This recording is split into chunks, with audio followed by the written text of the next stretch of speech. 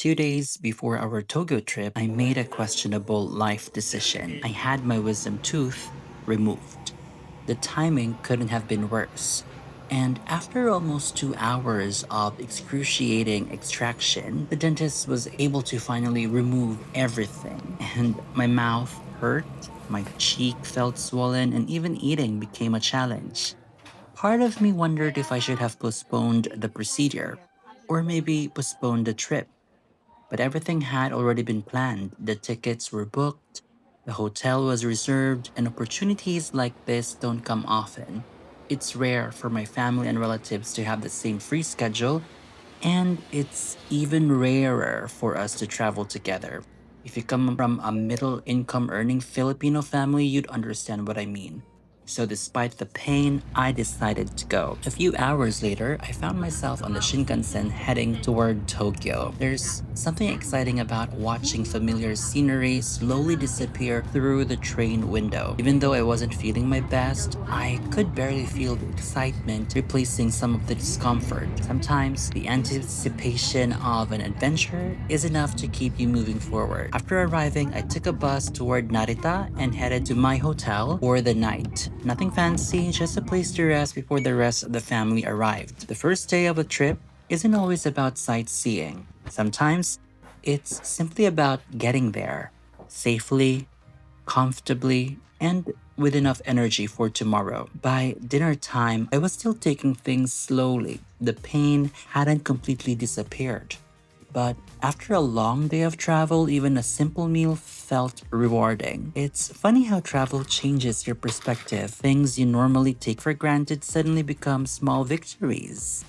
A warm meal, a comfortable bed, a quiet room after a long journey. Yeah, hello, welcome to my day one here in Tokyo. Actually, I'm in Chiba, near Narita Airport. And to be honest, I've been living in Japan for around 8, 9 years now, and I've always avoided coming to Tokyo because I'm just scared of the crowd, the transportation system, and how expensive everything is. But this week, I decided to come to Kanto area, most especially because my relatives are coming over to Japan. I thought that they were visiting me in Kyoto or in Osaka, but they decided to come to Tokyo. So I think that it's quite rare for average Filipino families like us to have this opportunity to travel together here in Japan, not unless we are, from a political family or we are products of nepotism. We are not nepo babies back in the Philippines. My aunt and uncle just worked so hard to earn a decent amount of money to afford a trip with my cousins here. So yeah, I'm excited to see them and hopefully will enjoy despite the fact that I have a swollen face because I had one of my wisdom teeth removed this morning. So I was really in pain and it took an hour and a half for the dentist to remove the first one, and it wasn't like the first one that I've tried because the first removal that I've experienced, she still did it, the same dentist. She was able to pull out two at one time and it didn't reach an hour, so that was really quick. But today the case was more complicated, so yeah, we had a hard time.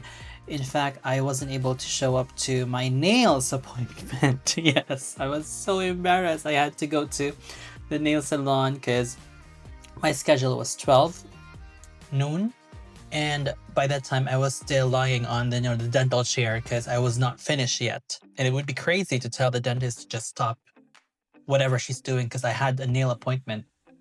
So yeah, I went to the nail salon to explain, and I offered to pay for the nail course, just basic like cleaning and stuff. But they said there's no need to pay them. But yeah, I think it's justifiable that I pay, although I know that it's gonna be like a pain in my pocket to pay for a service that I didn't avail because I was not there. But yeah, to be safe or to be like um how would I say, like, to be fair to the nail stylist or the nail art, the nailist, the person who was in charge of my reservation. I hope she was, I want to compensate her for, you know, the time that was plotted for her schedule. But anyways, that's it. And I'm staying somewhere near Narita Airport. Hopefully tomorrow I get to wake up early and um see my relatives at Narita Airport. And I'm praying for their, how do I say, I'm praying for their safe and smooth flight to Japan. I would love to have you stick around until the rest of the video because we're going to visit some touristy places here in Tokyo and nearby areas and also experience the food because, to be honest, I don't know much about Tokyo. My cousins were the one who planned the itinerary, so if you want to know some ideas on how to plan your Tokyo trip, this video may be of help to you. The next morning, things were already looking better. I woke up feeling more rested. The swelling was still there, but at least I could enjoy breakfast.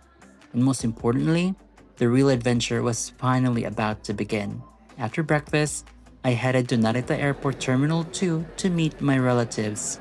Seeing everyone arrive safely made all the pain and travel stress feel worth it. What started as a difficult couple of days was slowly turning into the family trip we'd been looking forward to for months. And this was only day 0. Tomorrow, we'll finally head into Tokyo. We'll check into our Airbnb, explore the city, and visit one of the places I've wanted to see for a long time, Shibuya Sky. If you'd like to see how day 1 goes, and maybe learn a few things that could help you plan your own Tokyo trip, subscribe, follow, and join us for the next vlog. See you in Tokyo. Mata ne!